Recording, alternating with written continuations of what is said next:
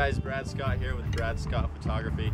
We're here in Lake Tahoe and I wanted to show you how to shoot in flat light today.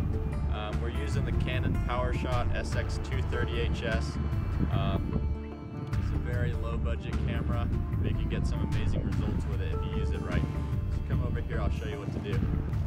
So we're going to be shooting those rocks there, and what I like to do in flat light is shoot in black and white.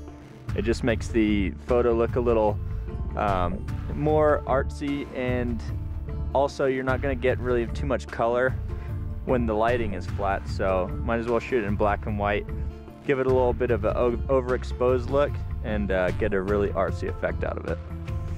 Okay, so what you do is you're going to turn the dial on the Canon SX230HS to these little circles here. To that, and you're going to press the function set button, select over, and then this is how you select through the different effects. So you got fisheye, miniature effect, which is also kind of a cool effect.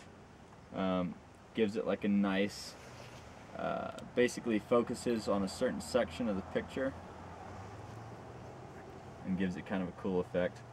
But we want monochrome, so go down past toy effect to monochrome.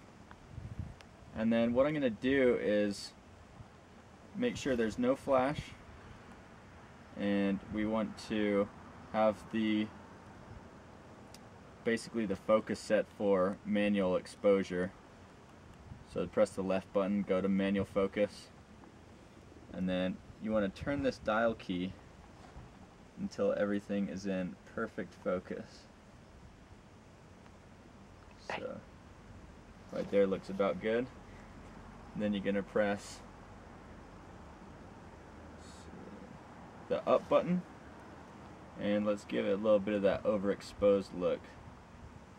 So turn it up about a stop, and then go ahead and take your photo. And it gives a cool effect.